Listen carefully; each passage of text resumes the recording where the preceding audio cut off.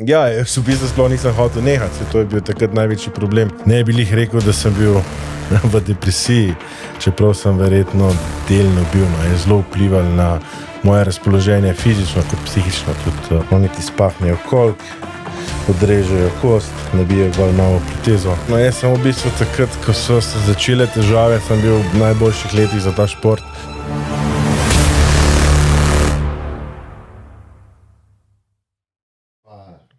Matjaž Belšak, res lepo pozdravljen v torkovem pogovoru. Ja, hvala lepa, malo te bom prav Belšak, ni Belšak, ampak noben problem. Z veseljem, hvala za povabilo. Zdaj pa imamo res en velik nabor vseh športnih dosežkov, ki si jih šel čez njih. In naj bo mogoče danes malo bolj zanimalo, kako si prišel do vseh teh dosežkov. Najprej mogoče, bom tako res začel, najprej, če se mogoče predstaviš nekomu, ki te še ne pozna, kaj bi rekel, da Matjaž Belšak predstavlja za Slovenijo pa za šport? Ja, jaz ko me nekdo navaja za najmočnejših Slovencov, sicer v teoriji to še sem, ker je bil tekmovanje 1 leto pa pol nazaj in takrat ni bilo novega tekmovanja, ampak za vse te tekmovanja iz sveta, pa rečem, da so to nekako že stare lovorike. Ja, jaz sem se profesionalno ukvarjal s strongmanom, rečemo na okroglo nekje 5 let. Vse skupaj je bilo to 10 let nekje treningov in tekmovanju športa moči. In iz tega vidika, ja, verjetno najbolj uspešen strongman oziroma najbolj uspešen strongman v Sloveniji in v tem okolju. Tle najbližji smo imeli pa Srbijo, je bil Ervin Katona, je mislim, da 10 let starejši od mene. Potem je pa verjetno Poljska, Matevž, ki je sicer bolj uspešen, ampak je nekoliko bolj oddaljen. Kaj bi potem povedal? Poleg tega sem se ukvarjal z gostinstvom, starši so imeli gostilno, imam svoj gym, treniram nekaj ljudi, imamo SBD Slovenijo, trgovino s športno opremo, tako da ja, na različnih področjih se ukvarjam oziroma probam biti aktiven. Kaj ti je pa najbolj zanimivo od tega, kar si se potem po strongmanu preusmeril? Najbolj zanimivo naprej delati v športu? Zdaj,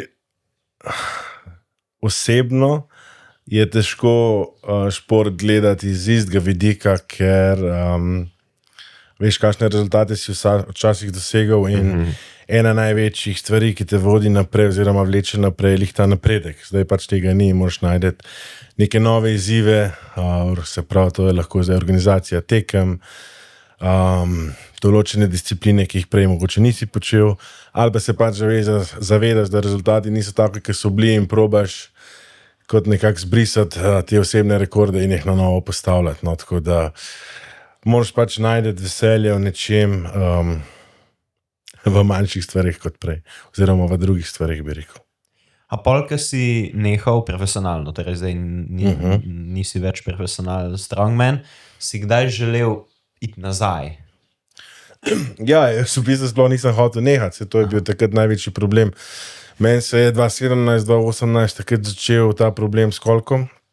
Meni se je potem pred operacijo kolka močno zmanjšala gibljivost desnega kolka. Jaz sem recimo lahko nogo dvignil nekih 15 cm, po stopnicah sem še normalno šel, vse, kar je bilo višje, je bilo pač težko, oziroma sem se pač drugače znašel.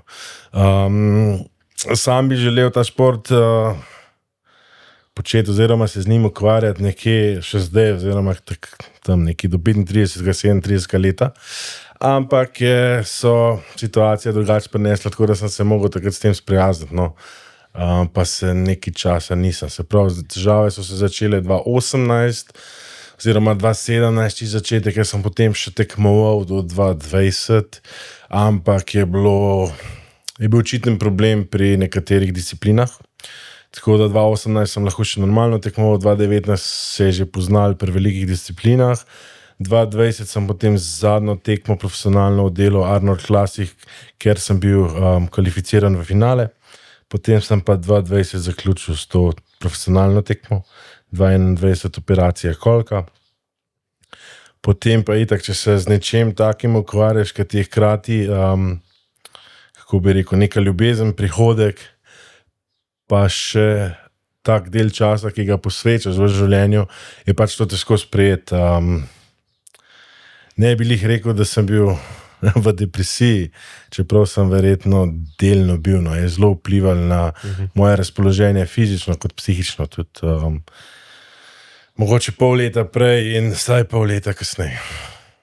Se je pač drugače odzivala, drugačna motivacija, pač sprejeti moraš oziroma moraš pač sprejmeš ali ne sprejmeš, nekako se moraš shendlati situacijo. In s čim si potem, kaj ti je pripeljalo do tega, da si uspel sprejeti to situacijo, mogoče tako, da si potem uspel graditi naprej, da si se premaknil v neko pozitivno smer v bistvu dosti hitrem času, ne? Nekako moraš se zavedati, da situacija je taka, kar je, popraviš lahko, kar lahko popraviš, vsega ne. In moraš pač iskati pol veselje v drugih stvareh oziroma obrniti življenje drugače, da najdeš stvari, ki te veselijo, da počneš mogoče druge stvari, da energijo usmerjaš v druge dejavnosti, in da ker ena glavnih stvari je v športu, ker lahko res to sam narediš na sebi, se pravi, da napreduješ, se pravi, ti vedno strmiš nekim spremembam, ne, dopamin, serotonin, kakorkoli pač pride poleg tega, vse tekme, tudi sam šport, če težko telovadiš, je to vse povezan, pač tega ni, se pravi, fizično in psihično se telo drugače obnaša, in pač slej, ko prej moraš to sprejeti ali pa imaš pač težavo, no. Jaz sem pol uspel, vseeno sem nekako ta kolk spravil skupaj, tako da lahko normalno funkcioniram, gibljivo še zmeraj ni taka, kot bi mogla biti, je pa dosti boljša kot pred operacijo, tako da lahko veliko stvari, veliko vaj lahko normalno počnem, recimo vaje kot počep, se pravi razni ti spadni koraki, če bi gledali zdaj strongman discipline, vse discipline, ki se pobirajo v tal z večjo težo, so pač delno onemogočene oziroma manjše teže oziroma drugačna tehnika, ampak v vsakdanjem življenju me pa to načeloma ne ovira, razen nogavice si na desni strani recimo ne obuvam normalno, pokliknem z desnim kolenom na poslu ali pa nekaj, pa si iz zadnje strani potegnem nogavice gor, ampak to se pol navadiš, ti je pač normalno, ne. Nekdo pač z nogom riše, tako da mislim, da ta problem, da si nogavico moraš obuti iz zadnje strani, ni tako velik. Ja. To mora biti povsem prav pogled na svet, ne? Ja, mislim. Tak zelo. Pa koliko je to taka stvar, ne, vseeno ne paše lih operacija kolika s tem športom, ne, koliko naj bi držal 5 do 25 let, če ga ti res ne merkaš, je lahko to 5 let, ampak jaz vseeno mislim, da so bolj problematični konstantni treslaji, recimo, če bi ti tekel trail, pa da bi vsak dan tekel dol po gori, je po mojem večja težava za kolko, ker pa če ga ti statično obremenjuješ z večjim težam, s kontroliranimi gibi. Zdaj to ni znanstveno potrjeno, ampak jaz sem tega mnenja. Ja, pa kolena tudi. Ja, nasplošno, ampak zdaj izpostavljam kolk, ker je pač, jaz sem imel polno menjavo desnega kolka, to pomeni, da se stegenska kost odreže, se nasedi gor, taka proteza, ki ima bunko, na medenico pa pride v bistvu šalička, na katero se bunka ujame. Mislim, da sta 2 ali 3 načina te operacije, jaz sem imel tako, da so mi klej strani odrezali, te uspavajo lahko lokalno ali pa pač, da prav zaspiš, oni ti spahnejo kolk, odrežejo kost, nabijajo gor novo protezo, na medenico dajo to šaličko, zašraufajo nazaj, potisnejo nogo not, oziroma ti jo napnejo na tak vitel imajo, ti potisnejo not, dajo nazaj, zašijajo, čeloma je to, no. To je lahko tudi lokalna anestezija. Jaz sem želel polno. Ja. A so se zdravniki kaj pretežvali, da je bilo težje izvesti operacijo? Ne, so rekli, najprej so omenjali, da bi to bila lahko težava, ampak ni bilo polno, so rekli, da je kar normalno šlo, da ni bilo nobenih zapletov. Je pa res, da sem imel pol verjetno, ker sem moje telo strmi k regeneraciji.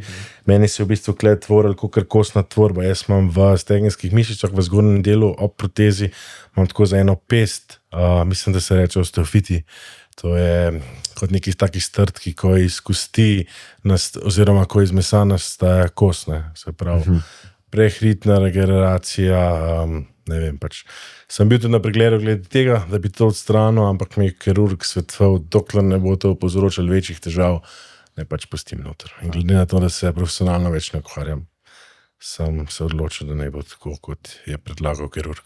Ampak še vedno nekaj osebnih rekordov pa si še vedno dobil tudi leta 2019, takrat si že imel težave, ne, s tolkom. Koliko je to za deadlift, je to kaj vplivalo? Ja, sigurno. Jaz sem v bistvu takrat, ko so se začele težave, sem bil v najboljših letih za ta šport in sem imel občutek, da bi lahko napredoval in sem kljub resnim težavam koliko dosegal še iste rezultate, kot leto prej. Tudi v nekih disciplinah sem še napredoval, kjer obseg gibanja v koliko ni bil pomemben, se pa pol s časoma poznal skoraj posodno. Jaz sem imel edino to srečo, da ko sem bil recimo v stegnjeni poziciji, nisem imel nobenih bolečin. Jaz sem imel bolečine, se pravi, če bi šel v predklon, v počep, ali pa v hiperekstenzijo, ali pa rotacija. Tudi se pravi, da bi ležal na posli, včasih sem veliko tako zaspal, ali pa popolne, če sem počul, da sem ležal na hrbtu, pa sem imel, se pravi, pokrčena kolena in ko zaspiš, ti noge padejo levo, desno. In to je bilo grozno s kolkom. Taka bolečila, no, tako da te bi en zarezal. No. Tako da sem se pol tega odvadil. Jaz bi šel pa potem v tiste čase, ko si pa začel z strongmanom. Kaj te je pripravilo strongmana, navdušil za ta šport? Jaz sem v bistvu začel trenirati tam nekje začetkom srednje šole, približno najprej doma, z lastno težo, pa sem si naredil nekaj teži sam. Potem sem videl, da so ti dvigi, ker smo v zuniji oziroma v nekem prostoru tam pri sosedu postavili nek fitness pač telovadni prostor, no bomo tako rekli. Potem so bili dvigi kar dobri, tako da sem šel pri 17 prvič na powerlifting tekmo. Konec 17. leta sem šel na prvo strongman tekmo, to je bilo klele v Tržiču na šustrški nedeli. To me je takrat povabil Gregor Stegnar, ki je bil takrat tekmovalec na mednarodnih nivojih, kar visoko uvrščen. Tako da to je bila prva strongman tekma. No, potem se je pa to razvijalo iz tekme v tekmo. Ni bilo zdaj tako, da bi se jaz ful pripravljal, pa bi bil pa kar naenkrat na mednarodni tekmi. Ne, najprej je bila Slovenija, potem sem šel z Gregorjem na Slovaško, potem recimo naslednji let Avstrija, spet Slovaška, kakšna Češka, Nemčija, potem se je to res razvijalo, no, vsak let večje tekmovanja, boljši dvigi in pač postopoma, zelo postopoma. Sam, kolikor sem jaz videl, to, kolikor je bilo postopoma, bil vsem tudi relativno hiter napredek, no, jaz mislim. Ja, kar se tiče dvigov, se strinjam, bi bil relativno hiter napredek, tudi zato, ker sem bil še mlad. Če rečem postopoma, mislim bolj tako, ker včasno se zgodi, da nek atlet sploh ni znan na mednarodnem nivoju, ampak ima v zadnje že odprej ali že toliko dolgo tekmuje samo v isti državi ali v okolici, kjer živi. In potem, ko pride na mednarodne tekme, ga v bistvu noben ne pozna in je pa zelo dober. No, tako kot zdaj 2 leti nazaj ta World Strongest Man Reino je v bistvu zmagal in večina, tudi strongmanov ga sploh ni poznal. Se pravi, da je ustvaril tako bazo že prej, preden je šel na mednarodna tekmovanja. Ja, ok, razumem. Ja. Kako se razlikuje recimo mednarodne tekme, pa sam tako občutek, že sam prejš tja, to verjetno čist nekaj drugega. Ja, v osnovi tekma, ne, vse same discipline so lahko enake, tudi sam nivo tekmovanja ni nujno, da je vedno boljši in da je organizacija vedno boljša v tujini, ampak zato, ker smo ljudje taki, da nekako različne tekmovanje različno uvrščamo v neki pomembnostni faktor, zdaj karkoli je to, a samo zato, ker je tujina, zato, ker so tam tekmovali boljši tekmovalci, a zato, ker več ljudi gleda. Ti nekako sam postavljaš, oziroma si ustvariš neko lestvico, kjer tekmovanja so najbolj pomembna. Zdaj, če si želiš v tem športu uspeti in nekaj doseči, moraš pač ciljati na tiste tekmovanja, ki v tistem času veljajo za najbolj pomembna. Ne? Če se to pol ujame in si pač na tistem tekmovanju ti je bolj pomembno, se pravi se lažje motivira za tekmo, oziroma več energije posvečaš, več časa si pripravljen vložiti, bolj ti je pomembno, več drugih stvari se bo s tem odrekel, no, na tak način. Ampak v principu je tekmovanje. Ne? Ampak pol je odvisno od tega, koliko je te v bistvu pomemben in pol glede na to, če ti je pomembno neka pomembna tekma že za javnost, pa pol je tudi se lahko pol izkažeš na nekih takih. Ja, jaz bi rekel, da je to vse povezano. Veliko ljudi reče, da je ta pozitivna nervoza, ki pride s tekmo. Ne? Zdaj, če si ti tekmovalen in imaš ta šport rad, je lahko tudi to na domači tekmi, ki ni tako pomembna.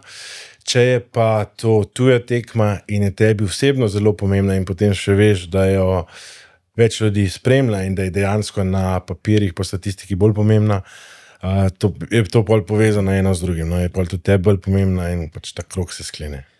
A pa si na teh tekmah dosegel boljše rezultate kot na treningih, pa na manjših tekmah, ali prideš prepripravljen, pa potem je nivo na teh tekmah nižji? Jaz sem na srečo na tekmovanjih rečemo 99% delu boljše rezultate kot na treningih.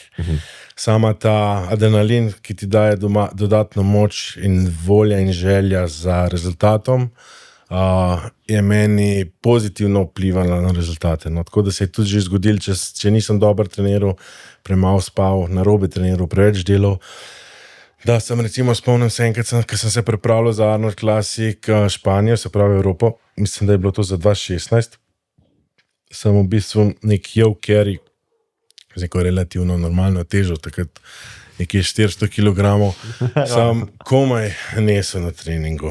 Na tekmi sem pa tih 20 metrov naredil, na pamet govorim, 15 sekund. Tako da je res, da je pol ta zadnji teden lažji delov dvig, dobiš energijo, ampak pač je skupek vsega, ne? Se pravi, tvojega pričakovanja, adrenalina, pripravo na tekmo, pa da daš res vse od sebe. Ne? Tako da to mi je zmer na srečo pozitivno vplivalo na tekmovalni rezultat. Ampak na treningih torej nikoli nisi imel kakšnega boljšega performansa, kot pa na tekmi? Zelo malkrat, ker je šport moči tak, da ti moraš v bistvu graditi za maksimalno moč. Se pravi, če bi gledal kot neko piramido, se pravi, moraš postaviti neko bazo, neke temeljne, potem pa ti samo ostriš tist vrhunc, ne? In če si ti prevečkrat preblizu teh najvišjih rezultatov, pol težko držiš formo. To pomeni, ponavadi je tako, da se recimo zadnji težki dvigi, recimo odvisno od discipline, recimo za deadlift je to lahko dlje, je to 2 do 3 tedne, za potiske in podobne discipline je lahko tudi 5 do 10 dni.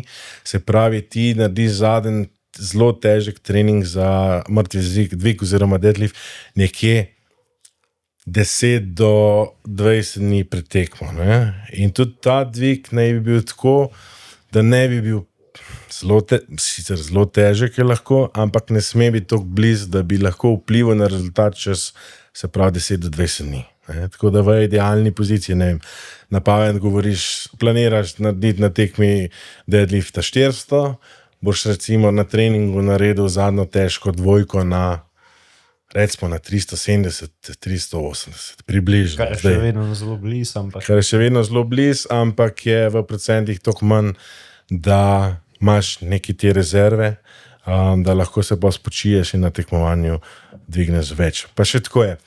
Če ti recimo na treningu nekaj dvigneš in je bilo težko, ampak se je premikal z dobro hitrostjo, veš, da lahko na tekmi dvigneš več in tudi v praksi se ponovadi to zgodi in psihično ti to pomaga. Če pa ti na treningu nekaj dvigneš in kumi dvigneš, ali pa celo naložiš preveč in ne dvigneš, recimo, da mi na treningu takrat naredil 390 enko oziroma naložil za 390 enko in tega ne bi dvignil, veš, da na tekmi potem za 14 dni nazaj tega nisi dvignil, čeprav bi mogoče na tekmi lahko 400. Ja. Če pa ti dvigneš 370, ne vem, dvakrat, pa da je bila to v redu hitrost, veš, da si takrat dvignil 2 tedna nazaj 370 dvakrat z dobro hitrostjo in veš, da moraš da je več. Prvič je psihično in fizično je tudi Ja, to je res. vpliv. Sploh je pa zelo pomembno, ker trening moči v bistvu ni test moči, se pravi, trening je priprava, tekma je pa samo test moči. Aha, torej, kot trening sam, ti ne boš delal čist isto kot na tekmi. Recimo imaš tudi neke druge vaje ali pa čist, Lahko je ista vaja, ja. samo teža ali pa ponovitve ali pa se pravi serije bojo prilagojene. Torej, ki greš, sprej omenil, da maksaš pol več ne, bolj, ko se približuješ, recimo sami tekmi, a pa dodajaš ponovitve, pa pač manjšaš težo ali Ta pravi max je tako ali tako sam na tekmi. samo za tekme. Razen, če si pač preveč naložiš na trening ali pa se Ja. kaj zatakne, da pač ne moreš dvigniti, se pravi za tekme. Prej se pa pač približuješ temu, ne vem, na pamet govorim, ti začneš z večjimi ponovitvami, potem odvisno spet od tekmovanja, zato ker strongman je malo drugačen kot powerlifting. V strongmanu imaš lahko in maksimalne ponovitve na čas in maksimalno težo za eno ponovitev. Ne. Če bi delal maksimalno težo, se pravi en dvig, je načeloma tako, da v pripravah delaš majčkeno več ponovitev, saj na začetku priprav, potem se pa približuješ manjšim ponovitvam, ne vem, 2 do 3, govorim na pamet, in višaš težo. Se pravi, menjaš število ponovitev, zmanjšuješ, ampak zato večaš težo. Jaz bi potem še v tisto obdobje med 15 in 20 šel mal, ker to, vsaj mislim, ne vem, če je to se kot izgovor, ampak meni se zdi bolj kot dejstvo, da nas večina ne more razmišljati o tem, da bi kadarkoli dosegla tvoje cifre pred 20 letih. Ne? Ja, ne vem, težko je to komentirati. Sigurno rabiš neko osnovo za ta šport, ampak recimo res, ko sem začel trenirati, a pa prej sem začel trenirati, sem bil v določenih vajah močen, v določenih pa ne. Jaz bi rekel, da sam počep, pa to sem zelo hitro napredoval in so bile tudi na začetku številke zelo visoke. Nek potis ramena ali pa bench press je bil pa na primerjavi s počepom relativno majhen. Jaz sem takrat že, ko sem nekje 400 kg počepal s povoji, oziroma počepno s povoji, sem benchal samo pač nekje 200 kg, kar je v bistvu ful velika razlika. Ne. Tako da ja, sigurno ti neke stvari bolj ležijo in v tistih tudi lažje napreduješ. Ja. A pa si rajš treniral stvari, ki ti bolj ležijo, pa da v tem, čeprav je pa napredek počasnejši, recimo, če si ti skozi treniraš eno stvar, ko si že tako zelo dober, ali pa raj treniral neko stvar, kjer veš, da imaš veliko za napredovati, pa ti, ne vem, mogoče niti ne gre iz štarta. Kaj si rajš treniral? Ja, sej ni čistko, ni nujno, da v stvari, ki si že dober, da ne boš napredoval. In Ja, no, to obratno, ne veš, ne. da v stvari, v kateri si slab, da boš pa zato več oziroma bolj napredoval. Tudi ni tako, da več je več. Klej je res, ti lahko narediš vse, da probaš se izboljšati oziroma da probaš biti čim boljši, ne moreš pa nič narediti, da bo sigurno to delovalo. Ja. Pač tako je, ti lahko vse okoli narediš, se lahko potrudiš, sigurnega zagotovila nimaš, lahko pa marsikaj narediš, da bo skoraj sigurno narobe. Ja. Aha, okay. Kaj pa bilo v tem času, ko si ti, se pravi, še powerlifting treniral, bilo tisto, da si prav naredil stvari, da si potem dosegel ta napredek, ki si ga dosegel, se pravi? A si se čisto posvetil tem 3 dvigom, ki so namenjeni powerliftingu? Jaz bi rekel, da če gledam za nazaj, da bi veliko stvari lahko naredil boljš oziroma drugače, če bi imel širše znanje ali pa če bi bil takrat že ta šport bolj razvit. Širše, ko imaš ti znanje, lažje gledaš na stvari objektivno in lažje preceneš, kaj je pomembno in ni pomembno. Če si pač ti, ja, sem imel mentorje v začetku, ampak jaz bi vseeno rekel, da sem večino oziroma veliko stvari pogruntal sam, premislil sam, delal sam in če ti ugotavljaš stvari, pač delaš stvari tudi veliko narobe, preden ugotoviš, kaj deluje in tam izgubiš veliko časa oziroma lahko izgubiš veliko napredka. Jaz sem malo zašel, kaj točno je bil vprašanje. Jaz v bistvu se mi ne zdi, da si zašel bolj kot, ker je vprašanje bilo bolj generalno gledano. Kaj si delal, da si dosegel teh? Aha, točno, ja. Jaz bi pač rekel, da sem veliko energije, volje, svojega časa in tudi razmišljanja v to po svetu. In če ne delaš ful narobe, se pač mora nekaj spremeniti. Oziroma, tako bom rekel, če ne delaš narobe, se mora spremeniti na boljš.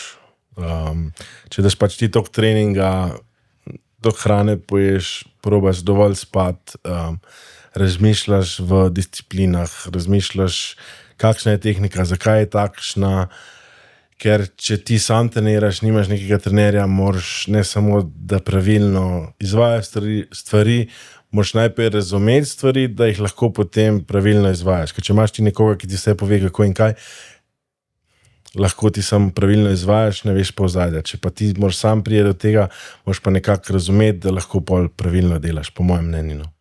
Ja. Prav zdaj tako opažam, da včasih, ko so bili trenerji, ti si imel trenerja? Ne, jaz prav trenerja sem imel samo 3 mesece, drugače zelo dober trener iz Anglije. Na začetku sem imel mentorja, Gregor Stengler, in druge, ki smo pa skupaj trenirali, ampak ves drug čas sem pa v bistvu sam bil svoj trener. A to, ker ti je tako bilo bolj všeč? Ali? Ne vem, zato ker sem prišel na tak nivo,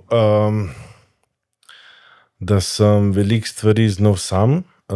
Tudi potem, ko sem imel testnega trenerja, bi se mogel drugače tega lotiti. Lahko bi imel trenerja in bi lahko to pozitivno vplivalo na moje rezultate, ampak bi mogel bolj tesno biti povezan s trenerjem. Se pravi, če bi gledal za nazaj, bi mogel jaz s trenerjem se pogovoriti, kakšni so moji cilji, kaj želim, kaj lahko naredim, kaj ne morem, in potem bi mogla kritično pregledati stvari skupaj in najti rešitev, in tako da oba razumeva, da res lahko se držiš tega, ker eno je stvar na papirju, se pravi, ti moraš zaupati tistemu planu, in možnosti je milijon, ne? In če ti menjaš stvari, menjaš trenerje, menjaš programe, boš pač težko napredoval. Ti moraš se pač nečesa držati, delati manjše spremembe in probati pač izboljšati stvar.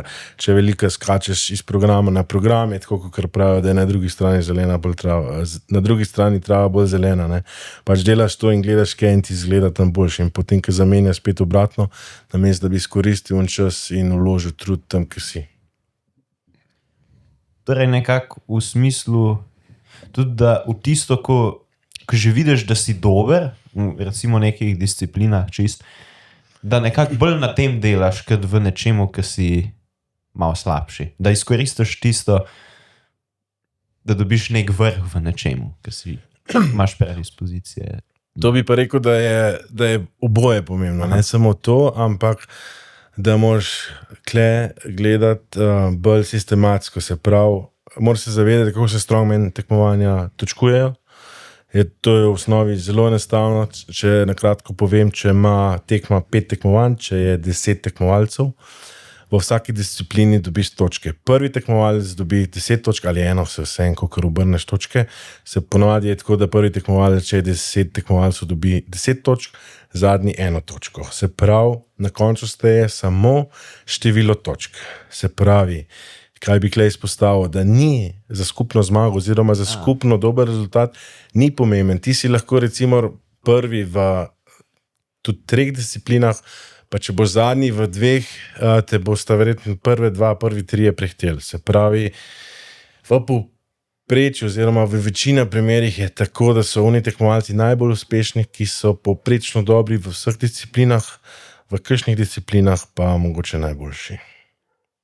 Torej, v bistvu ne velja to, da boš zdaj ti sam eno stvar res maksa, da izkoristiš čisto Tako. vse. Zakaj je recimo dober tak pogled, je tako, da sem enkrat tudi prebral en komentar, je, da ti recimo, ko se pripravljaš na tekmovanje, da se posvetiš eni stvari, ki si že ful dober, to je bolj iz psihičnega vidika, ker veš, da tisto lahko zmagaš in se tiste res veseliš, daš pa poudarek tudi na tiste stvari, v katerih nisi dober. Se pravi, da se zavedaš obojega, probaš izboljšaš tisto, kar moraš, pa probaš držati visok nivo v tistem, kar si že dober. Ampak se pravi, za skupen rezultat so pa pač točke. Tebi ne pomaga nič, ne vem, na pamet govorim, da ti dvigneš 500 kg deadlifta, drugi na tekmovanju dvigneš 400 in vsi manj, Ne dobiš nič več točk. Ni ekstra točk, ko zmagaš disciplino.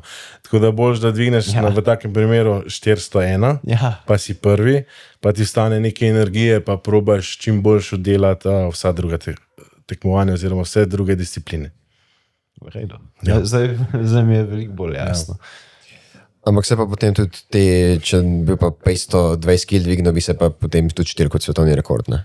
Ja, se pravi, kar je plus v strongmanu, je to, da če ti želiš narediti svetovni rekord, mora biti to svetovni rekord med vsem strongman federacijam.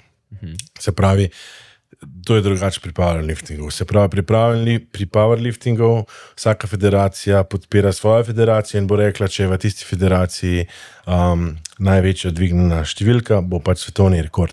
Pa strongmanu se mi pa zdi, da je to dobro, da kljub temu, da so različne organizacije, federacije ali tekmovanja, kakorkoli, da moraš ti za svetovni rekord podreti največjo številko, ki je bila pač dvignjena v tem športu. In to je zame pravi svetovni rekord. Pač pod istimi pogoji, seveda, če je druga palca, če je druga disciplina, se mora pač navesti. Pri strongmanu različni deadlifti so lahko različni rekordi, ker lahko je različna višina, lahko je različno dolga palca, lahko je različen objekt, pač različna disciplina se mora definirati. Se pravi, isti pogoji morajo biti in največja številka oziroma največ ponovitev ali pa najhitrejši čas, kakorkoli v vseh organizacijah, federacijah.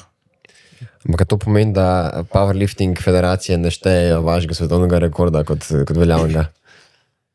Mislim, ne štejejo. Tako ali tako to ni powerlifting dvig, ker so pogoji drugačni. Ker na strongmanu recimo imaš lahko te strepse, se pravi te paščke, da lažje palco držiš, in po powerlifting pravilih pač to tako ali tako ni dvig, tako da ne, pač ne. Ampak powerlifting organizacije, tudi od drugih powerlifting organizacij, kjer imajo lahko iste pogoje in isto opremo, ne bojo priznavali svetovni rekord. Saj večina njih, no. Omenijo si objekte, ki jih dvigaš, kakšne različne si, pa kateri so ti. A je kaj razlika? Mislim, teža je isto, ne? Ampak a je kaj razlika, ne vem, če dvigaš verjetno je način že drugačen, ampak kater ti je najbolj všeč, ko za dvigati objekta? Aha, sigurno je razlika. Razlike so lahko ogromne.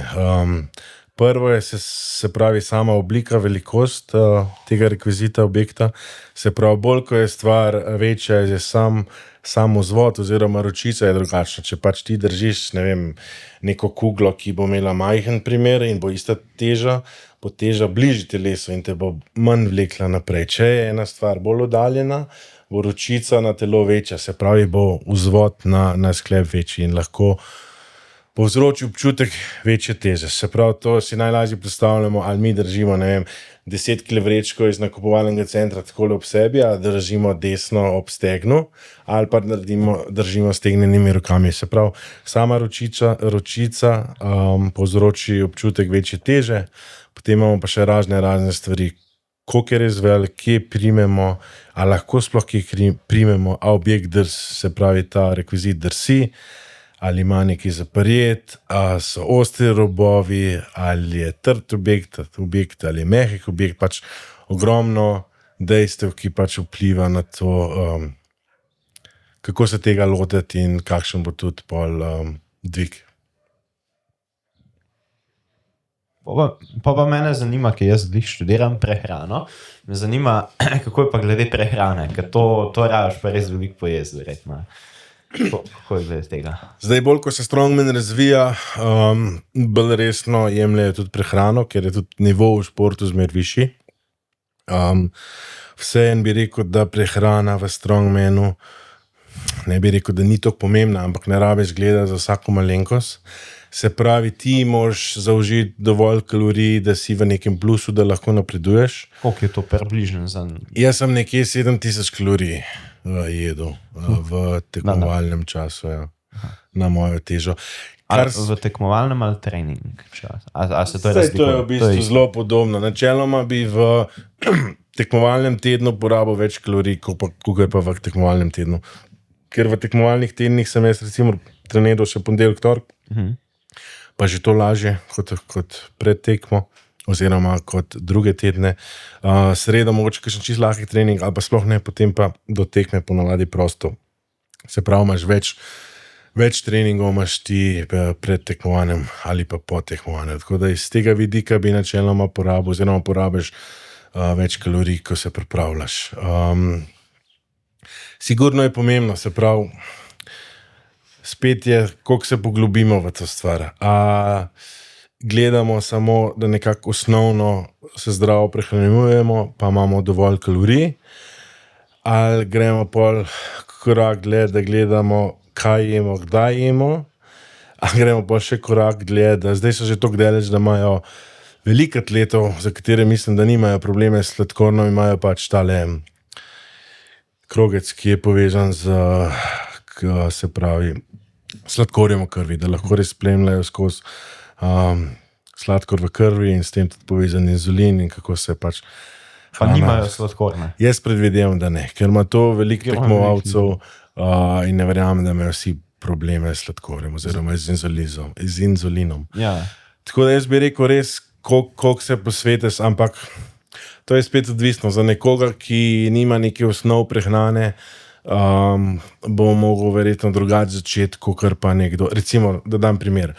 Nekdo, ki odrašča v družini, kjer sta starša športnika in se rekreativno ukvarjata s športom in veta neke osnove zdrave prehrane in osnove prehrane, ki je pomemben za šport, bo imel čisto drugačno bazo, kot pa nekdo, ki živi v nekem velikem mestu, dela v službi, je mogoče samo za vikend normalno, pa še takrat ne kuha sam, kot pa nekdo, ne vem, v Sloveniji imamo res ta plus, da velik procent ljudi še zmer lahko zaužije kar kvalitetno hrano za neko normalno ceno. Ne? In na kakšni osnovi si je pol tudi odvisno, koliko stvari moraš spremeniti, pa kaj vse,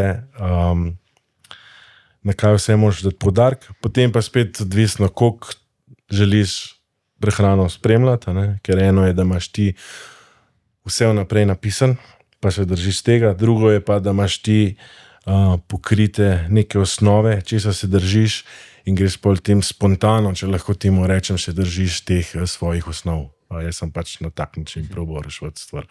Samo občasno, recimo, ko sem delal diete, takrat sem spremljal, kaj sem jedel, predvsem zaradi kalorij. Pa ko sem naredil, recimo, par dni, da sem pogledal, koliko kalorij pojem, sem spremljal in si pisal stvari, drugače pa načeloma po občutku se prehranjeval. No. Sej, meni se zdi to tudi najboljše. Ja, sigurno je lažje, ne. Mislim, jaz nisem imel nikoli problema, da nisem mogel pojesti, sem prej, ko ne preveč pojedel, kot premalo. No. Imaš pa tudi atlete, ki težko pridobivajo na teži. Pač različni dejavniki pa različno vplivajo in pač moraš najti nek način, ki ti odgovarja. Zdaj, višji, ko gremo športom, bolj pomembno je, da pač vsak procent ujamemo, ki nam lahko pomaga. Zna biti pa ful obremenjujoče. Ja, zdaj, kalorije, kaj pa v bistvu jaz, ki sem bolj za endurance športe, ki so ogljikovi hidrati, kralji vsega.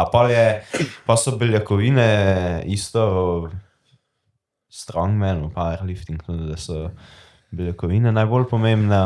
Zdaj, ne vem, različni športniki tudi brez hidratov delajo maratone. Ne? Ja, to je. Zdaj moramo se zavedati, da sama znanost v prehrani, če jo primerjamo znanost, ne vem, fizike ali pa matematike, je ful mlada. Ja, to je. In kaj se bo še kle spremenil, imamo kar nekaj atletov, ki brez hidratov laufajo maratone, a imajo oni povprečno boljši rezultat, ne pač težko primerjati, ker bi mogla biti baza tekmovalcev isto. Če bi imel ti recimo, ne vem, na pamet govorim, da teče 1000 ljudi maraton, če bi jih imel 500 z normalno prehrano, 500 pa recimo brez hidratov, bi lahko primerjal res kako vplivati. Tako pa, ker je večina se prehranjuje normalno, če lahko temu rečemo normalno, pa nimamo te statistike, ne moramo primerjati. Tako da tle bi spet drugače pogledal na stvar. Pač hidrati niso nujno pomembni za preživetje. Ne?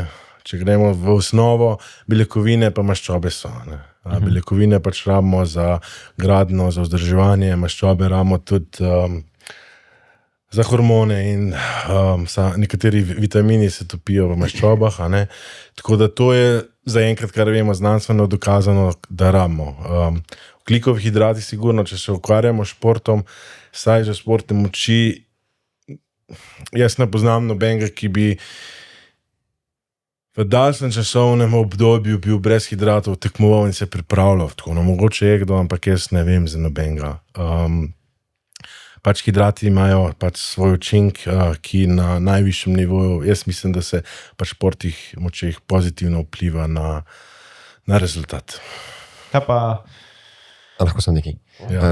To glede raziskanosti. Ne? Jaz mislim, da glede na to, kakšen nivo tehnologija je, pa koliko je v bistvu zdaj zanimanja na tem nivoju prehrane, pa popraševanja, da bi se v zelo hitrem času zgodila ta raziskava, če ne bi bil človek zelo nemerljiv objekt. Ne? Pri živem telesu mislim, zelo težko bi bilo vse te stvari toliko nadzorovati, toliko poznati, da bi se ta raziskava lahko zgodila. Ne? Ker če te omejitve ne bi bilo, po moje, bi se v roku 2-3 let celotna znanost pripravila, ker bi bila res zelo natančna. Ne? Ker pri fiziki vse, kar je bilo, ni vplivalo na to, kako si se ti nek dan počutil, ali je treba človeka meriti, ali jih je treba loviti. Ne? Ampak še vedno lahko meriš porabo ogljikovih hidratov zdaj, zelo učinkovit. S tem, da imaš masko in pač ti v bistvu. Ampak je še zmeraj zelo nemerljiv objekt, a veš. Ja, velik dejavnikov je, ki pač vpliva na to, ampak sej že čisto enostavno, kot sem prej rekel, če bi imel ti 500 takih tekmovalcev, pa 500 takih bi neko poprečno informacijo dobil, ne. Ker zdaj imaš pa ne, mogoče 5%, da jih laufa, da res ne jejo hidrate, ne. Ja. Tako da zelo težko. Mislim, težko lahko iz tega, kaj dobiš. Da si ti brez hidratov imaš sigurno za neke stere stvari tudi boljši učin. Nimaš taskega pampa, nimaš verjetno toliko nihanja v energiji. Tako da jaz sem se osebno pogovarjal z pač tekmovalci maratona, oziroma tem, ko je navaden maraton, gorski maraton mešano. In pač to pač je ok. Pač so tako navajeni, tako trenirajo, tako tekmujejo. Je pa res, da nimamo tudi nekih rezultatov, katere bi lahko dejansko primerjali. Se pravi, da ti bi mogel čim bolj ponazoriti 2 poskusa, najbolj na istemu človeku. Ne? Če bi bil en recimo pripravljen dlje časa tekmovati oziroma trenirati, tekmovati brez hidratov, potem pa s hidrati. Tle bi potem videl, in če je življenjski stil nekako stal isti, bi videl neke razlike, ni pa sigurno nujno, ne, pač lahko ima psihične težave človek, osebne probleme, pa pač bo 3 ure manj spal in bo pač to vplivalo. Ne. Človek ni stroj, ne, zato ga je težje meriti, ne. Tako. Ja, to sem mislil. Tako, seveda, jaz sem razumel. Razumel, ja, pač znanost si tako ful napreduje, sploh v temu. Veliko je verjetno zdaj stvari, ki mislimo, da so prav, pa se bo izkazali, da niso prav, sigurno. Veliko stvari nam pa tudi govorijo za nalaž, pač, ker je industrija. Kot je industrija, ja, tako. Kaj pa prehranski dodatki, recimo powerliftingu, ne vem, kofein je? Kofein mislim, da ima znanstveno dokazano pozitivne učinke na nekatere stvari, ne? Če ti pa to še mentalno nekako pomaga, Pa ja, kofein se sigurno zelo uporablja. No. Kofein, jaz bi rekel kreatin, se pravi pa za tekmovanja, kakšni ogljikovi hidrati v prahu, ki jih lahko bolj enostavno dodajaš, mogoče kakšni elektroliti za lažje tekmovanja. Jaz sem ponavadi na treningih pil kakšen ta karbonok, se pravi mešanica ogljikovih hidratov, to sem več let pil in potem sem se enkrat odločil, da pač tega ne bom več pil in sem res tudi priprave tako delal in ni bilo nobenih težav. In ko sem prišel na tekmo, seveda pa tudi nisem imel sabo na tekmi, ne, in je bilo super za 2 discipline. Potem po drugi, tretji disciplini mi je pa ful energije zmanjkalo. In sem imel pol težavo najti nekaj, kar mi bo takrat odgovarjalo na tistem tekmovanju. Moramo se pa zavedati, da trening ponavadi, ne vem, 2-3 ure, če je strongman, je vse en drugače, kot če je tekmovanje 5 ur. Ne. Sicer sam čas tvojega dviganja je ponavadi na tekmovanju dosti manjši, ampak je vse en vaš adrenalin, visi puls, telo več porablja in v daljšem časovnem obdobju pač ti nimaš nekega normalnega obroka in pač porabiš to energijo. Če si ti pač navajen na hidrate, na nek poln glikogen, se ti vmes ponuca, se to pa lahko pozna. Jaz sem imel pač tak primer v praksi.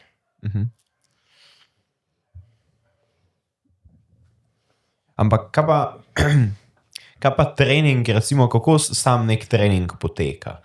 Tako, a poskušaš simulirati tekmo ali dodajati neke stvari, ki bi bile tudi na tekmi, ali v bistvu trening kot trening? Ljudje oziroma laiki bi rekel, da se velikrat ne zavedajo, da osnova neki gibalni vzorc oziroma vaj je lahko za 90% ali pa skoraj 100% športnikov oziroma ljudi enako oziroma zelo podobna. Se pravi, če hočeš biti zdrav, moraš izvajati vse gibalne vzorce v nekem razmerju, ki so normalni za telo. Seveda, če ti strmiš profesionalnemu športu, boš tisto, ko rabiš, bolj izkoristil. Naprimer, če dam primer, pri arm wrestlingu oziroma polaganju rok se vidi, da so pač tiste mišice, ki vplivajo na krčenje, se pravi podlahti bicepsa, bolj močne oziroma več trenirane kot pa iztek komolca. In velikrat arm wrestlerji, ko bojo v sproščenem položaju, ti, ki so svetovno uspešni oziroma kar res tekmujejo, bojo imeli pokrčene roke. Se pravi, razvijajo to stran toliko bolj kot drugo. Ampak to verjetno ni zdravo. Kaj je zdravo? Tekmovalni šport, noben ni zdrav. Tako da po eni strani ja, po drugi strani pa ne bi rekel. Prehrana. Prej si rekel, da Slovenci imamo ta v bistvu privilegij, da lahko še v zelo veliki meri dostopamo do zdrave prehrane. Kaj pa naprimer za otroke? Kako bi nekako predlog dal staršem? Ker ena mentaliteta se mi zdi, da je pri velikih ljudeh, pri večini, verjetno, da pusti otrokom, da je kar hoče. Ne? Zdaj sem pa tudi v tem pred kratkim sem slišal, da v bistvu bilo pa zelo pozitivno, da se postavi neke prehranske navade. Ja, jaz mislim, da če lahko s prehrano pred nosečnostjo vplivamo na genetiko otroka, lahko tudi v mladih letih s prehrano vplivamo na telo, na končni fazi pa na duševno zdravje in na fizično zdravje otroka.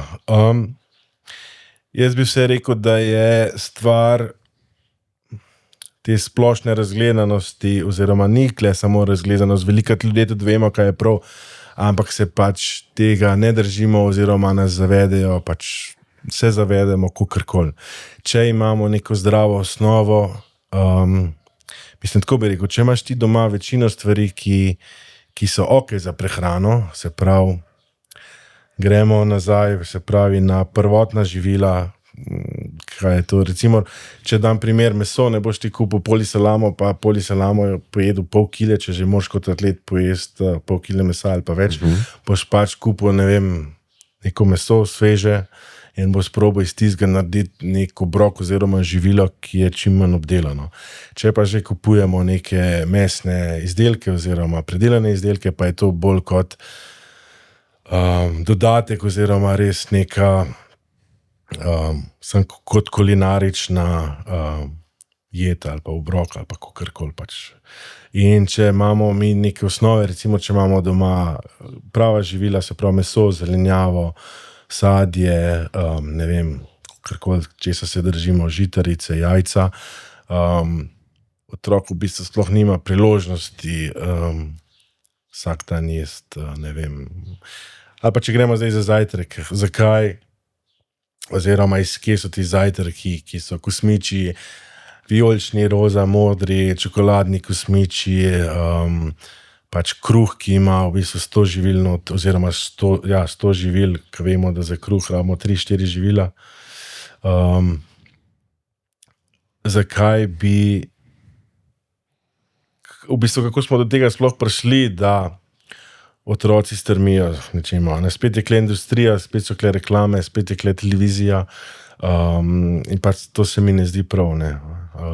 Pač ja, vsak svoje izkorišča, malo vzvode na svoje stvari, ampak če mi kot družina, pač sploh če otrok majhen, jemo neke stvari, ki so prvotno oziroma pristne za tisto okolje, se mi zdi, da je boljš, kakor pa, če kupujemo neke stvari. Ne. To je res. Za ena glavnih stvari sem zadnjič bral nekdo, ki res pazi na svojo zdravje in prihrano. Eno od pravil je, da proba kupovati oziroma kupuje stvari brez etiket. To pomeni, da so živila osnovna, ne, da pač iz tega delamo stvar. Ne. Se pravi, kle smo spet nazaj. Če jemo pač meso, da se ne prehranjujemo vegansko, vegetarijansko, je to sigurno osnova meso, jajca, potem pa, ne vem, krompir, žitarice, riž, zelenjava, sadje in pač tudi sezonsko, ne. Odvisno, kako globoko želimo to jeti in kakšno je naše razmišljanje, ne. Pač različna prehrana ima različne verovanja, ampak sigurno je neka osnova, ki izhaja iz preteklosti, ima svoj razlog, ne.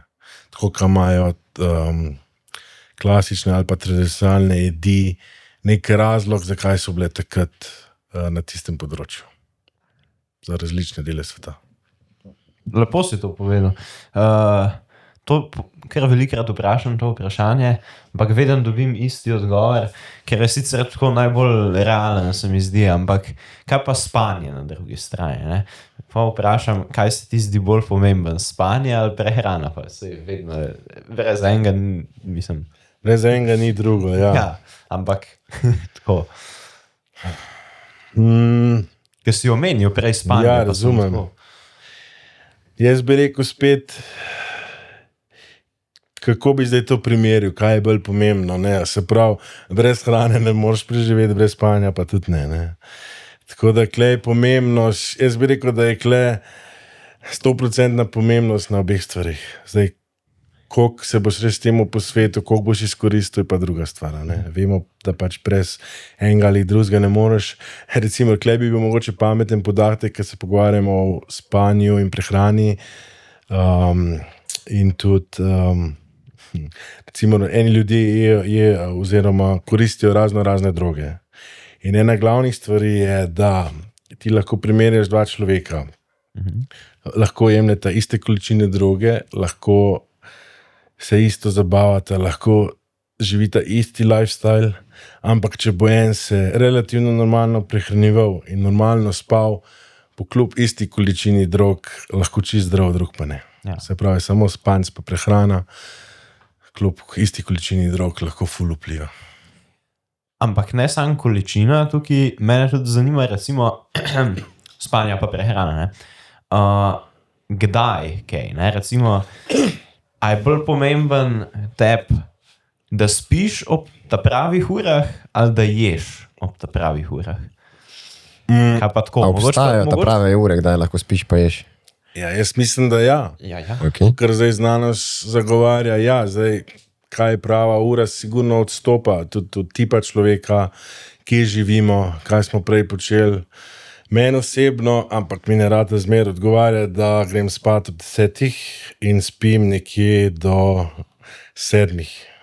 To bi bilo nekako, to je sicer 9 ur, ampak odvisno tudi, koliko si težek. Jaz verjamem, da če si težji, da pač rabiš več spanca, ker se telo tle regenerira, ker srce načeloma skoraj isto velik, a ne, notranji organi. Več tudi. mišic. Tako, in jaz verjamem, da če greš spat pred polnočjo, bo čisto drugače. Recimo, če ti spiš od 2 zjutraj plus 9 ur, koliko je to pol, 8 je bilo 10, 9 do 11, bo drugače, kot če ti spiš od 10. Mogoče za nekoga, ki bi se skozi spat med 2 pa 11 uro, ne bi bilo toliko razlike, ne? Ampak vseeno imaš ti ta vpliv narave, po mojem, kaj je zahod sonca, bioritem. Melatonin, ne. Ja, vse to, te hormoni, ki pač v telesu, oziroma kortizol, melatonin. Procesi, ki se pač potekajo v telesu. Pa zdaj še zadnje čase, ne jem pač kost, včasih sem pač kost jedel, oziroma kakor je bilo. Se mi zdi, da bolj spim, če ne jem tik pred spanjem, oziroma da bi celo jedel 2 do 3 ure pred spanjem zadnji obrok, ker se mi zdi, da se pol telo umiri, prebava nekaj predela in pol je tudi spanc bolj globok.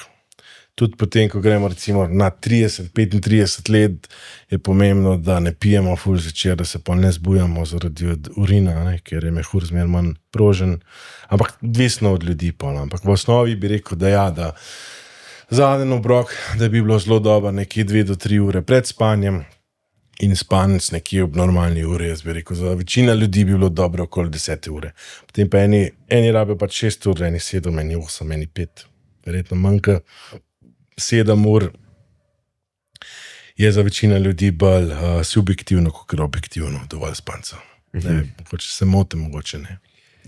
Kot strongman, 9 ur se meni zdi še malo v obdobju tekmovalnega strongmana, ne? Ja, jaz sem tudi občasno več spal, sem recimo tudi šel spat, ne vem, ob 11, pa sem spal od 9. To je pač 10 ur, pa pol velikrat še pred treningom tudi. No. Sploh takrat, ko sem še v šolo hodil, sem velikrat tudi popolne po treningu, oziroma pred treningom spal. Kdaj 2 ure, kdaj pol ure. Različno tudi, kako se pol navadiš. Velikem številu ljudi pač ne odgovarja daljši spanec od pol ure pred treningom. Če že, se moraš pa pol načeloma dovolj prej zbuditi, da si dovolj buden, da se spet vzpostavi sistem, da lahko normalno se pripraviš na trening. Pa tudi, kar se tega tiče, sem gledal glik zanč, da tisto, kar ti delaš prvo 1 uro, ko se zbudiš, pa vpliva na cel tvoj dan, na tvoje počutje. Torej, če boš ti šel spat ful pozen, pa boš pa se zbudil za span, pa boš pa 1 uro še ležal v posli, boš cel dan pol za nič. Če se pa takoj zbudiš in greš nekaj delati, boš pa poln energije, mislim, to sem nekaj prebral. Meni se to zdi, no, sploh, recimo, kje se to najbolj pozna, kar večina ljudi tudi dela, oziroma delamo, je, da ko imaš dremeš, oziroma ko ti budilka zvodi, še en dremeš, pa še en dremeš. Prav, takrat samo zaspiš, niti se ne spustiš v globok spanec, ampak ponovadi sanjaš, te pa spet zbudi in ti večina ljudi podreno, brez da bi se zavedali. Pa je pa tudi odvisno, koliko imaš zjutraj časa, kakšen tip človeka si, a se ti mudi ali ne, a imaš dolgo pot v službo, koliko prej vstaneš, pač dejavniki, ki pač vplivajo. Jaz mislim, da bi bilo najbolj, da se bi zjutraj zbudil, takrat, ko bi se zbudil brez budilke, a ne, zdaj, za večina ljudi, ki hodi v službo, to pač ni možno, lahko gre pa prej spat in bo se mogoče zbudil tik pred budilko samo od sebe. To bi bilo najbolj optimalno. To pa pomeni, da moramo biti zvečer disciplinirani, pa je pač dovolj zgodaj spat, velikrat pa žal nismo. Kako pa postaviti svoje navade? Da že iz tega, da ti ni muka, ampak da je nekako zaradi navad postane to bolj užitek, pa muka, da delaš pravilno, ne? Jaz mislim, za uspešno postavljati navade, moraš imeti dovolj znanja, oziroma moraš v nekaj verjeti. Se pravi, če ti veš, zakaj je to koristno, oziroma verjameš v to, In pol tretji korak je še, da to res želiš spremeniti, boš tudi lažje spremenil. Se pravi, rabiš nek razlog in potem odločnost. Če imaš še to strokovno znanje, zakaj je to dobro in da to res drži, se boš pač lažje, oziroma naj bi se lažje lotil tega. Potem pa ta želja in disciplina. Pa za spreminjanje navad pač od začetka, da res tokrat ponovimo navado, predem pridejo na podzavestno, da jo pač tokrat zavestno ponovimo in prisilno mogoče naredimo. Ne vem, kaj pravi, 21 ali 30krat, tudi odvisno, no, kje beremo, koga poslušamo. Ampak sigurno, če eno stvar veliko narediš in nekako pozitivno vpliva, je lažje to navado obdržati, ampak pač ljudje smo ljudje in pač strmimo raznim slabim navadam, pač tako je že od samega začetka, zato je Biblija tako napisana, kakor je, z raznimi zgodbami in pač ljudje strmimo. Vse pravijo, tudi ti odvisnosti ne odpraviš, samo zamenjaš odvisnost za boljšo ali slabšo. Ja, z drugo. Tako. Da si z nečim zamotena. Tako z drugo, ja. Zdaj pa vprašanje je, je to boljša ali slabša. Če ti gradiš na sebi, je lahko boljša, zdaj če v narekovajih, kaj je boljš. Če pa ne delaš na tem, je pa slabša in velikrat so one slabše, ki se počasi pritihotapijo, na katerih moramo delati. Ne. Da jih odpraviš. Če želimo in če smo pač dovolj pri sebi, da strmimo s temu.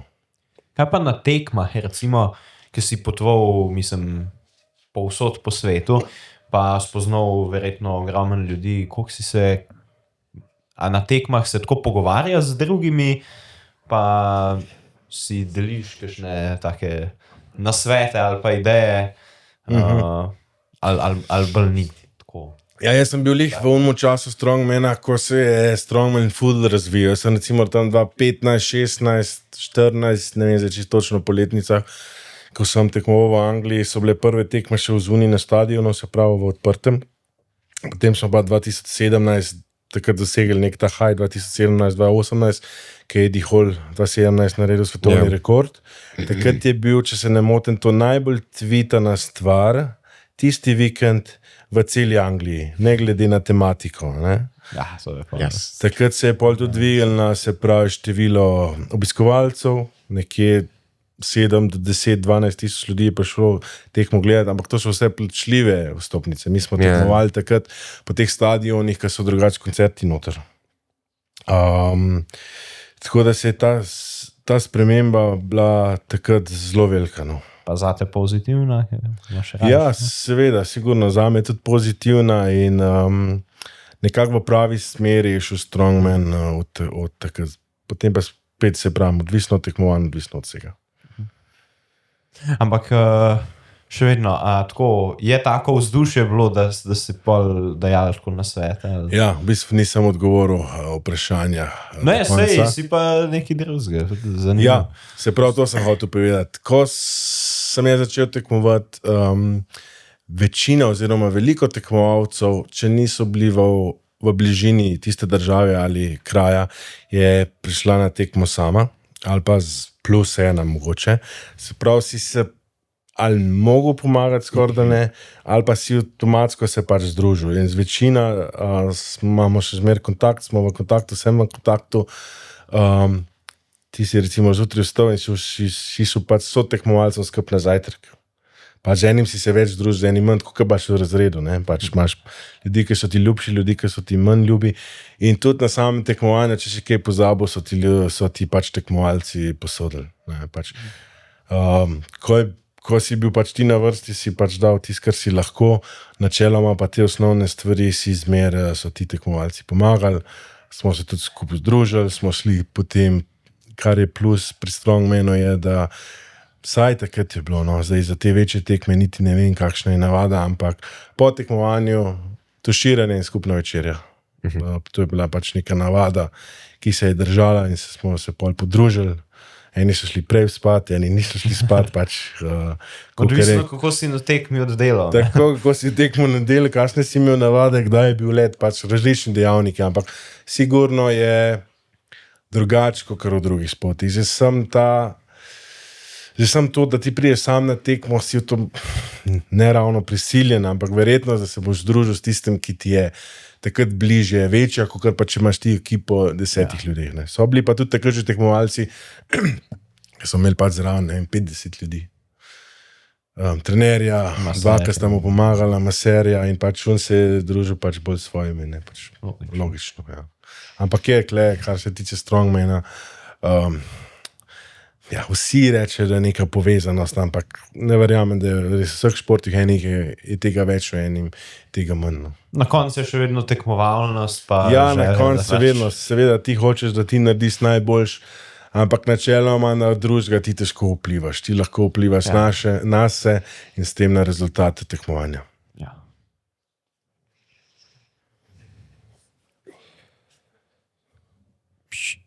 Tisto kategorijo o otrocih bi jaz malo nadaljeval, ker si od 15 do 20 si se pravi dosegel 360 kg recimo skvota. Ja.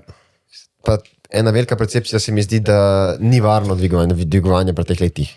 Da je varno začeti šele kasneje, po 20.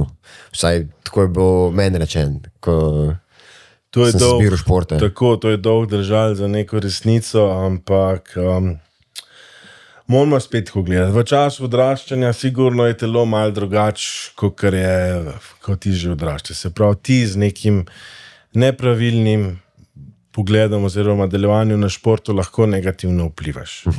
Zdaj, kot jaz vem, se pravi, trening z nadobremenitvijo ni škodljiv, se pravi, ne ustavi rasti in nič podobnega. Moramo se zavedati, da neka vaja z otežjo je dejansko lahko lažja, kot neka vaja z lastno težo. Ne? Če ima nek otrok, ki je debel oziroma ki je težji, ne vem, 100 kg, bo za njega skleca težji, kot bench z 20 kg skopalcev. Vsaj kar se tiče teže, mogoče kar se tiče motorike, ne. Če primerjamo recimo kakšna sila pride na kolenski sklep pri bremzanju, pri košarki, v kratkih gibih, je to sigurno tudi 5-krat večja, kot pa v globokem počepu.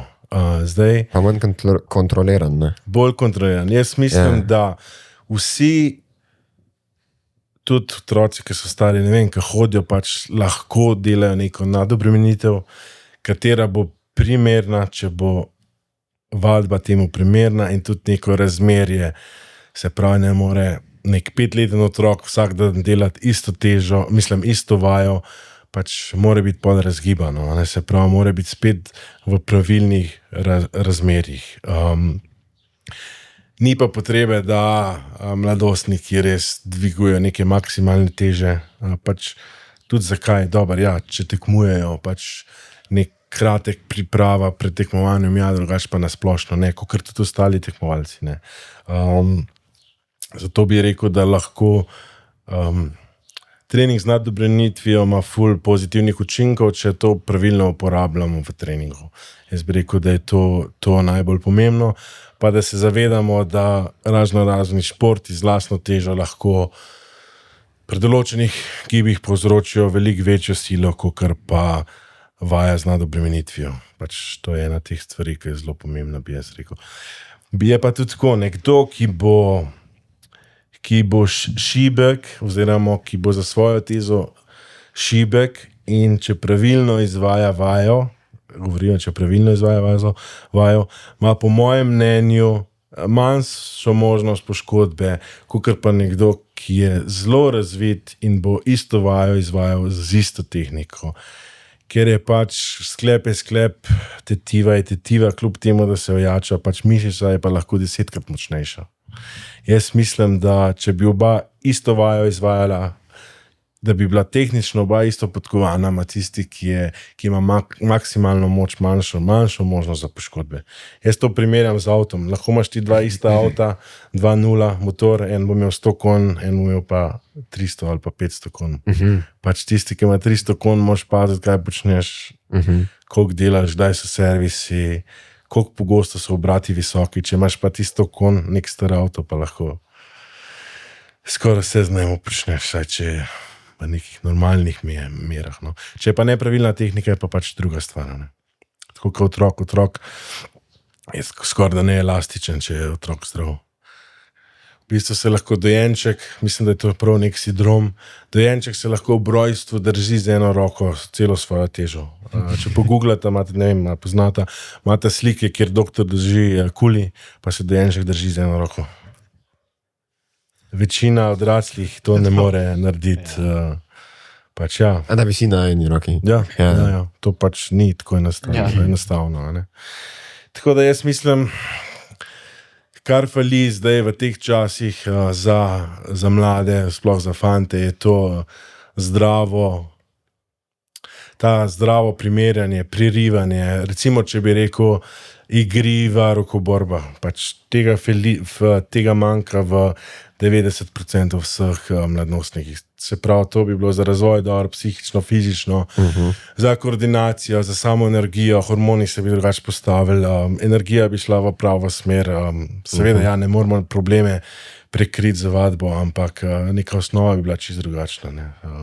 Tako kot žival, če ti gledaš pse, oni se, ki so mehni, se pač tam valajo in se prerivajo. Otroci se bi, če bi bilo to bolj naravno, bi se pač tudi in se pač ker je večina na telefonu v sobi in starši ne pustijo. Pač ja, seveda je rizik za poškodbe, če ti plezaš po drevesu, ampak je pa veliko pozitivnih učinkov.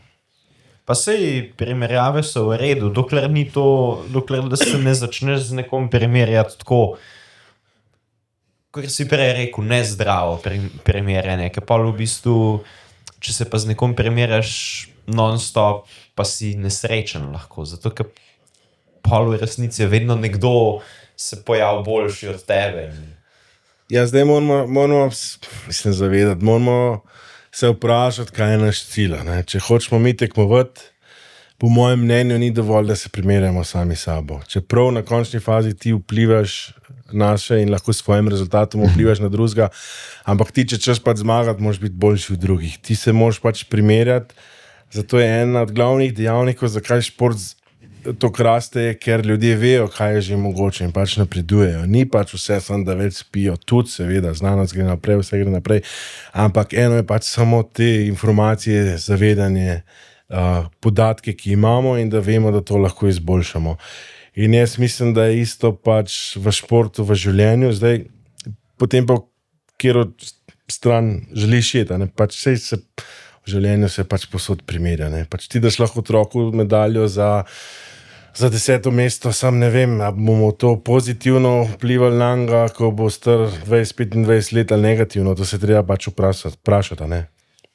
Ja, kot otrok je zelo težko imeti to percepcijo, da imaš občutek, da si naredil vse, pa da si zadovoljen samo zaradi tega, ker si toliko velik dol v ta en dogodek, kjer si bil pa na koncu 10. Ne? Ja, jaz pač mislim, da kot starš si dolžen, oziroma je dolžen, da mu to pač razloži, zakaj je tako, da pač ne vem, da medalje so pač namenjene za prve 3, da na tem tekmovanju je tak sistem, da vseeno poudariš tiste stvari, oziroma da se zavedaš ali si hvaležen za tiste stvari, ki te veselijo pri tem športu. Nekdo, ki zmaga, je lahko manj zadovoljen, kot nekdo, ki bo, ne vem, 5., 4., 3. Jaz sem bil ful velika drug in pa sem prvič zmagal Champions League in me je takrat kolega vprašal, mislim, da je bil takrat že trener, sodnik, je rekel, kako je, ki zmaga? Sem rekel, jaz sem mislil, da bo boljš, praktično isto, pač dosežeš nek rezultat, ki si ga želel, ampak noter v sebi je pač ni dosti razlike. Pač. Ali pa celo kontra, veliko imaš takih ljudi, ki pridejo na najvišji vrh sveta in potem jim pade vse dol, pač kam bo šel, pol je sam še na dol, če lahko to tako poenostavimo. Pač moraš najti pol druge izzive, druge stvari, ki te veselijo, in pač v športu je isto. Zdaj primerjamo ali pa primerjajo nas pa itak v življenju, v sistemu, ki je danes pač posod. Zdaj pač neka zdrava mera mora biti, pač otrok mora vedeti, oziroma je po mojem mnenju dober, da ima pravilne občutke, kaj se tega tiče, ampak kot starš mu mora se razložiti, zakaj je to tako, pa zakaj bi to lahko pozitivno vplivalo na življenje. Če boš pač nekomu skozi dejal, medaljo za 10. mesto, ne vem, če bo to pozitivno vplivalo na njega v kasnejših letih. Ne vem, mislim, da ne. Jaz tudi tako, kar sem videl, se mi zdi, da je usmeritev v šport, pa primerjanje, pa ciljanje na neke visoke nivoje v športu, zelo veliko ljudi postavili na pravo pot v življenju. Ja, imamo pa tudi drug vidik, ko starši, zato ker sami niso mogli, niso imeli te možnosti se ukvarjati s športom, silijo, če lahko rečemo, silijo otroke v nekih stvarih, ki mogoče ne pridejo tako naravno. In veliko je poškodb, ogromno je poškodb v fuzbalu, ljudje se pač ne zavedajo, pač fuzbal, kot je tako širok šport, je pač ogromno poškodb. Jaz sem bil takrat, ko sem bil za kolk, pač ljudje so prihajali s fizioterapeutom za kolk kolen, pač milijon stvari, pa so bili stari, ne vem, srednja šola. Pač... Kaj pa potem kot starš najboljši pristop k otrokom v športu? Jaz mislim, da je pomembno, da se zbere nek šport, ki je v širšem pomenu športa zdrav, če lahko rečemo tako, da bo razvijal tako fizično otroka, kot tudi psihično. Se pravi, če primerjamo, lahko je to isti šport, pa bo imel recimo, da daš otroka v judo klub, pa bo en trener, kljub temu, da se to rekreativno izvaja, delo treninge na tako visokem nivoju, da bo mogoče več poškodb in ne bo na duševni ravni oziroma nasploh kot človek tako dobra oseba, bo lahko v istem športu otrok odnesel veliko manj ali veliko več slabšega, kot pa nekje, ker bo trener to z veseljem počel, bo dobra oseba, mislim, dobra je itak relativno, ampak rečemo zdaj dobra oseba in bo pravilno sestavil trening, da bo to otrokom veselje, ampak da bojo vseeno lahko napredovali. Pač, kle lahko isti šport, isti vidik, isti prostor je lahko in je lahko trenerja velika razlika. Pač eni so za to, eni niso, enim se ljubi, eni se ne ljubi. Vse isto kot v šoli, pri športni vzgoji. Eni pač se potrudijo, enim je pač po 20 letih učenja pač dovolj. Ja. Kaj pa, naprimer, jaz včeraj sem imel trening, ne? In jaz treniram na štangah ob nogometnem klubu in pogosto pridejo tam mali, pa čakajo pred treningom, pa gledajo mene, kako delam vaje, pa so navdušeni, pa mi pa kdaj kakšno naročilo dajo, da naredim kakšno vajo. Pa med treningom vidim, kako oni v bistvu ne sodelujejo in jih trener nekako ne more usmeriti v ta šport, pa mogoče tudi veliko pozornosti namenijo, recimo, ker jaz delam vajo men ali pa nekim neumnostim zraven. Kaj pa, naprimer, za trenerja prava mera, pa kaj lahko tudi mogoče starš naredi k temu, da bo otrok sodeloval na treningu, pa da bo trening tekel v pravo smer, da ni nasilno, da ni tak trener potem, ki bo preteral otroka. S katerim športom se ti ukvarjaš? Jaz zdaj kalisteniko delam. Se pravi, otroci, ki pa pridejo, pa čakajo na nogomet, ki so tam. Ja. Okay. Kot starš, kot pravi Sara Isakovič, da nimajo telefona.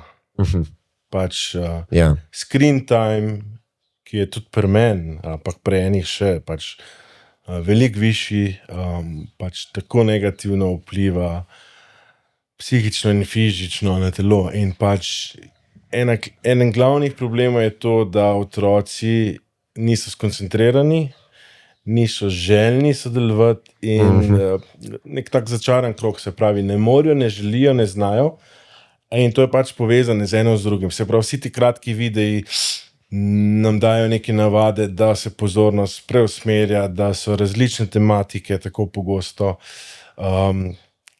Kaj je dobro v športu, recimo, veliko ljudi reče, recimo, da jim tek pomaga pri psihi. Imaš pa tudi ljudi, ki so recimo zaradi psihičnih težav tekli in so potem boksali. In kar so poudarili, da pri teku ti vseeno lahko razmišljaš, pri boksu, če pa ti spariraš, pa tudi če ni to nek tekmovalni nivo, pač ne moreš razmišljati milijon stvari. In da ti tista koncentracija, da ti lahko strneš koncentracijo za tisto eno stvar, za tisti moment oziroma za neko časovno obdobje, da se posvetiš tako kot pri učenju. Če boš ti pač 100 različnih stvari delal pri učenju, boš verjetno težje odnesel neko znanje, ki ga želiš, isto je pa z večina stvari v življenju. Se pravi, je to šport, ali je to družba, ali je to neka nova stvar, ki si bi rad naučil. Vse pač ljudje tudi gremo na skupno pijačo s kolegom, potem smo pol časa na telefonu, pač zakaj?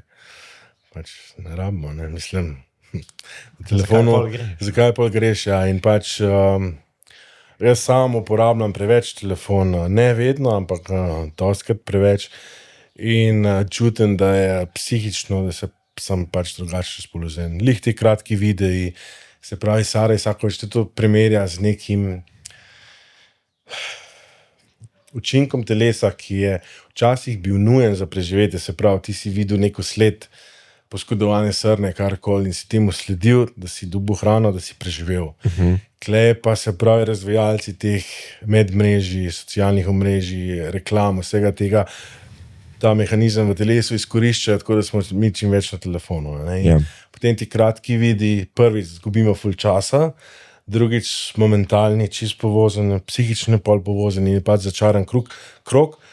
Poleg tega pa veliko ljudi, ki je veliko na telefonu, so tudi pozno zvečer na telefonu. Ne? Se pravi, če bi ti isti screen time predstavil, ne vem, med 8 uro in 8 zvečer, ker določeni ljudje imajo po 10-12 ur screen time, ja, valjda, lahko je tudi muska YouTube, mogoče nisi ti 12 ur res ne gledaš ekran, ampak veliko ljudi pa recimo do 4 zjutraj na telefonu.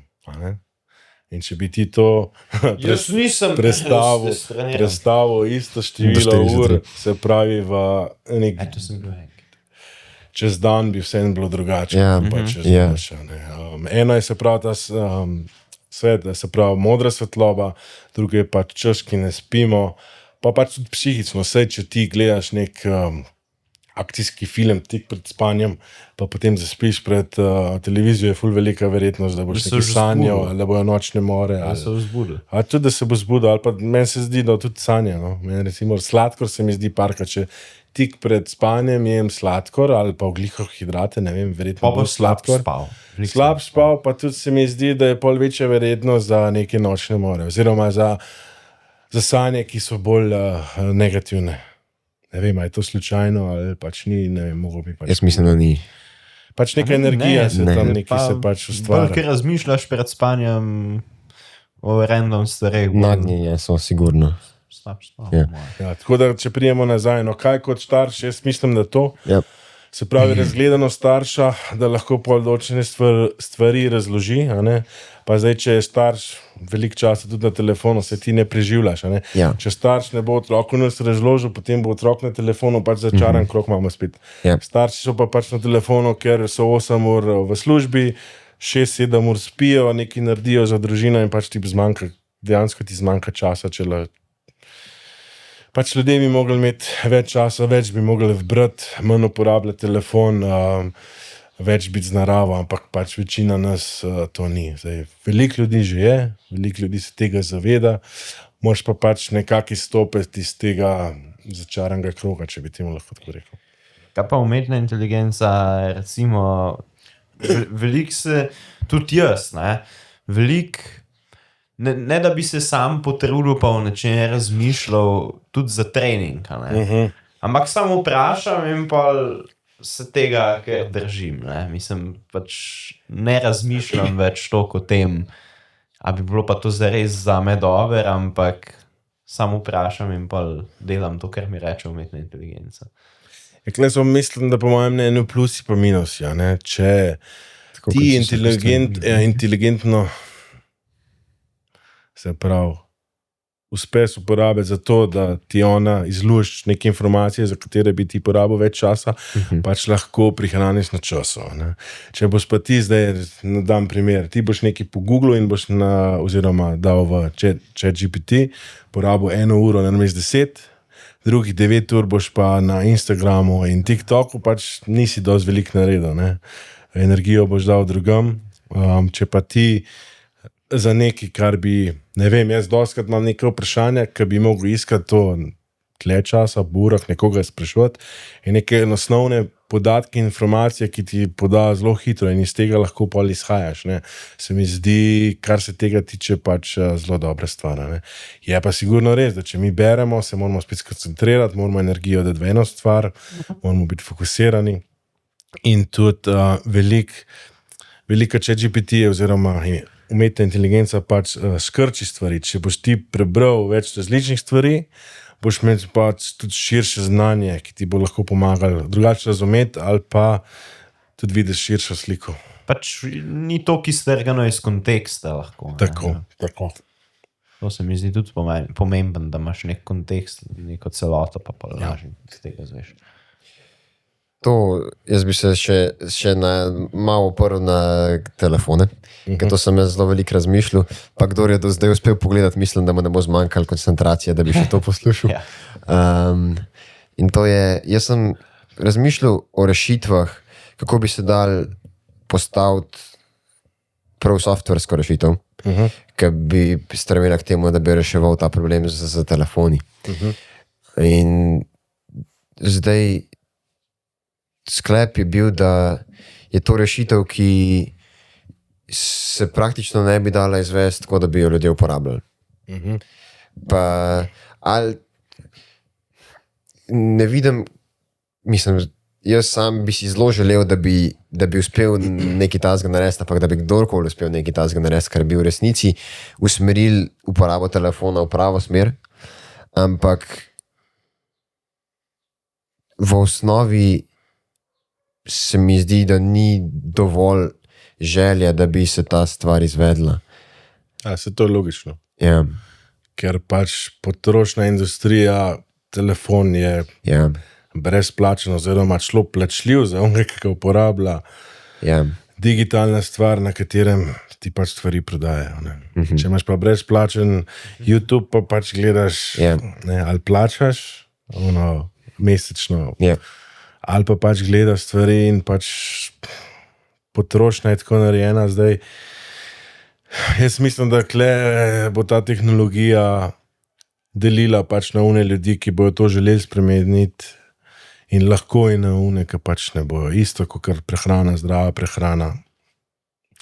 Težko, ti pač imaš določene, vse imaš že aplikacije, ki jih ložiš gor in lahko zablokiraš Ja. vse telefone. Po drugi strani pa se vprašaš, da sploh rabimo tak telefon. Ne? tako. Doma imaš računalnik, načeloma bi Tako. imel lahko naredil korak nazaj, kupil si klasičen telefon in imel pač gor na klice in SMS-e in bi pač zvečer oziroma zjutraj pogledal stvari, ki so pač na mailu, na kjerkoli.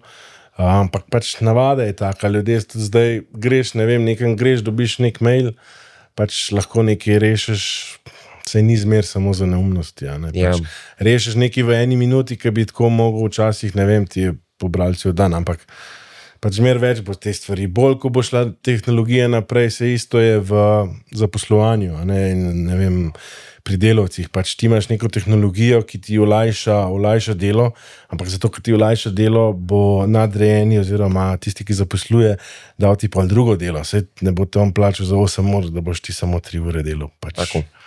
Tako pač je, če si ti odvisen od nekoga drugega in isto je s telefonom. Ti pač imamo že neke aplikacije, tudi sam telefon, mislim, da ima že nekaj, da si ti lahko stvari zakleneš. A ne? Ja. Ponovadi tudi lahko odkleneš. Tako, Ne? tako.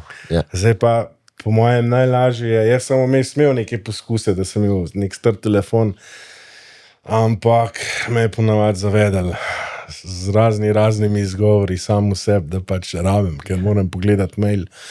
Ampak vse je tako nujno pač je. Jaz mislim, da že korak naprej je, da se pač nismo skozi na telefonu, da damo določene notifikacije stran, da recimo ni za vsak Instagram like in vsak sporočilo na XY socialnem omrežju, da nam ne piska telefona, ne, da je že to, mislim, eni so skozi na telefonu, tudi če jim ne piska, ker so tako navajeni, da ga imajo skozi v roke, ne, pol je pač tle bo ta razlika, po mojem, ki se bojo ljudje mogli pač sami potruditi in narediti korak le, ali pa korak nazaj, kot razumem. Ja. Hvala za ves ta pogled. v Strongbena, Ja, saj to je navade. To je samo ena stvar. Kar se tiče telefona, pa to se mi zdi, da je Sara Isakovič ful dela za mladino. No? Jaz sem zdaj, mislim, da 2 podcasta poslušal, ki je bila pri Underdogu in se je res trudno, da bi to ozaveščila in mladostnike mlade in tudi starše. In pač ena taka oseba lahko za državo, kot je Slovenija, naredi veliko spremembo. Za celoto bo pa pač vsak sam delno odgovarjal oziroma odgovarja praktično sam zase oziroma za svojo družino. Ja, hvala še z moje strani. Z veseljem, hvala za povabilo. Pa se vidimo naslednji torek. Dogovor.